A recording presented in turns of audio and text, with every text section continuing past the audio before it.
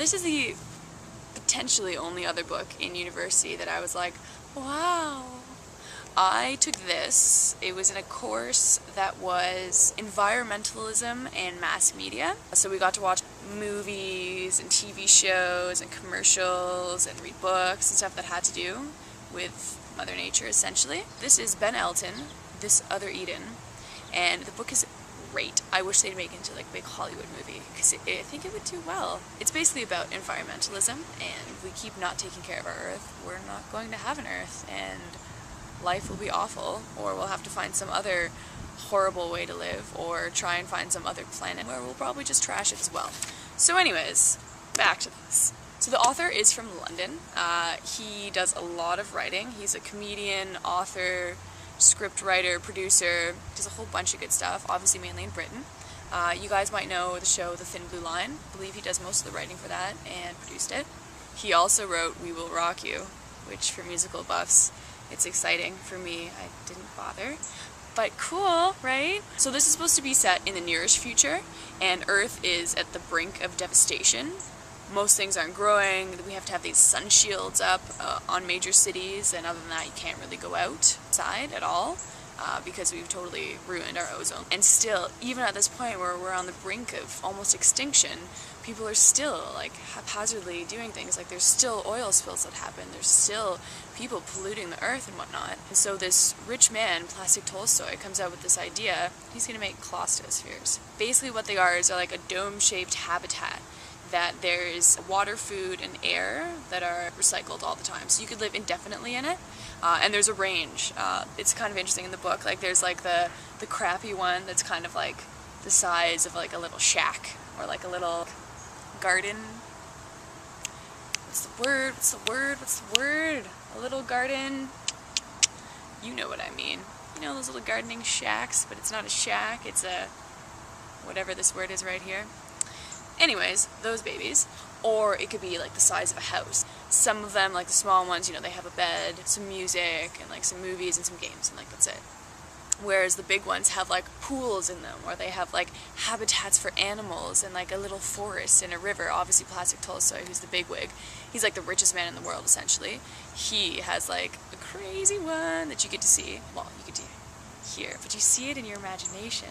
It follows a whole bunch of people. It starts off following this man Nathan, who's a writer, and his goal in life is basically to do a commercial for Plastic Tolstoy, because you get paid stupid amounts of money and like it's all you can really do with his life at this point. And so he writes something, and Plastic's like, you know what, I like that, okay, you're gonna work with Max, who's this actor who's like totally self-absorbed and like, ugh, such an idiot. He's like, ugh, I hate him. Anyways, no, I don't hate him. He's cool. He grows on you, but at first you're just like, really? You need to get control of yourself. So they team up together, and they're going to be working on this commercial, and then, spoiler alert, I'm sorry, Nathan gets killed, and so Max goes on this hunt to find out like why he was killed. Like it must be that he was onto something. And then Max ends up meeting this girl Rosalie, who is part of this eco-terrorism group who do like bad things to people who aren't eco-friendly kind of thing. For instance, one time they like storm this luncheon of all these rich people who are in this fancy hotel and stuff. They storm it, and it's good. They ruin the whole thing. And she's great. She's like Irish. She has like flaming red hair. She's really cool. If I was going to play anyone in the movie, I would want to play her. She works for this guy, Jurgen Thor. He is like the head of the eco-terrorism group, but at the same time, he thinks he's like God's gift to women. He has the biggest penis ever, and blah, blah, blah. He's ridiculous. And he has like this big shack in the mountains that he takes women to and like seduces them. But yeah, so I don't want to give too much away because it's a really fantastic story, but essentially you're following the adventure of Max and Rosalie and a couple other characters maybe on trying to discover this big secret that's happening, and then trying to get that big secret out to the public. And you find out that like this person's actually working for this person, and you're like, oh my god.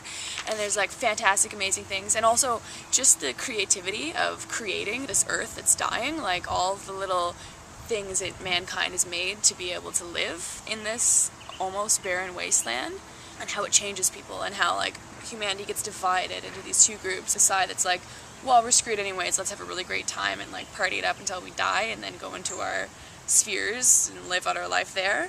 And then there's like this other half of people that are like, no, we need to help Mother Nature, we need to try and help this planet so that we'll be able to live on it. We don't want to live in these little spheres, we want to live on Earth like we're supposed to. And it's just a fantastic book. I recommend it, definitely. There's funny parts, there's exciting parts, there's sad parts. The first page of it, you're going to be like, whoa, what did Catherine get me into? Don't worry, it passes. First time I read it, I was like, what did the professor get us to read? But it really is a great book. And even the picture on the front cover, so it's an apple, which is Earth, and you see it there, and it's surrounded by this sphere, which could be the ozone layer, it could be the spheres that they live in if the Earth dies. And then it has a little fuse on it, because Earth's going to die, and it's just a matter of time. It also like comments a lot on commercialism, how they prey on the minds of people and on our fears or hopes and things like that. And I also find that aspect of it really, really interesting. So give it a check out. Let me know what you guys think, or if you've read it, also let me know. And I'll see you all soon. Bye. What's the word? What's the word? What's the word? Thankfully there's also, claustropheres. Claustospheres. Wow.